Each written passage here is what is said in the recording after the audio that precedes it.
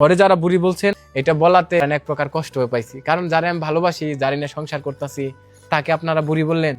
ওকে না বলে আমারে বলতে পারতেন, আমার তো চুল পাকছে। আসসালামু আলাইকুম।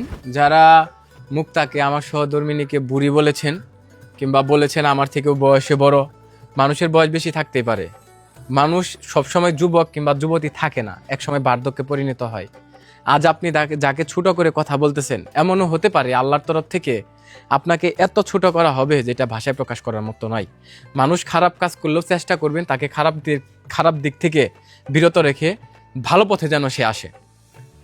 ও এটা হচ্ছে ন্যাচারাল কাপড়টা, খুব কম টাকায় কিনে দিছি ওরে, কোনো কিছুই মাখে নাই, খুব ন্যাচারালি ও আমাদের সামনে আসছে।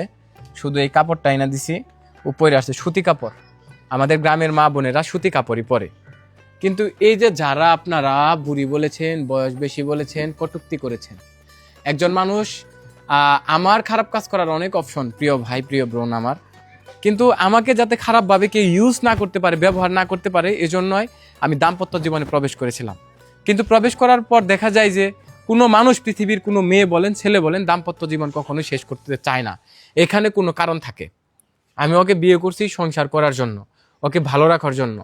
আমি আপনাদের দেখাবো যে কিভাবে সুখে থাকা যায়, এবং ওরে যেন আমি সর্বোচ্চ সুখটা এবং শান্তিটাই উপহার দিতে পারি, সেই দোয়াটা করবেন। এবং কোনোদিন যেন ও চিন্তাও না করে যে বাড়ির থেকে বের হয়ে চলে যাবে। তারপরেও যদি মানুষের মন মানসিকতা বলা যায় না, তকদিরে কি আছে সেটাও বলতে পারি না, আর মাইন্ডসেট আবার চেঞ্জ হতে পারে।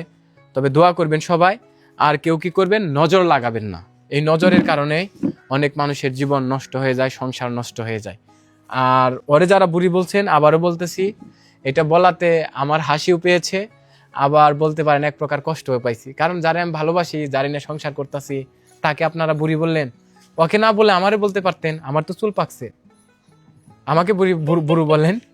ঠিক আছে, তবে যাই হোক, শুধু ওর জন্য না, আমি প্রত্যেকটা মানুষের দাম্পত্য জীবন নিয়ে দোয়া করি, জীবন যেন সবার সুখের হয়, সবাই যেন স্বাভাবিক থাকতে পারে, এবং সবাই যেন দাম্পত্য জীবনের সুখটা উপলব্ধি উপভোগ করতে পারে, প্রত্যাশা করি। আসসালামু আলাইকুম।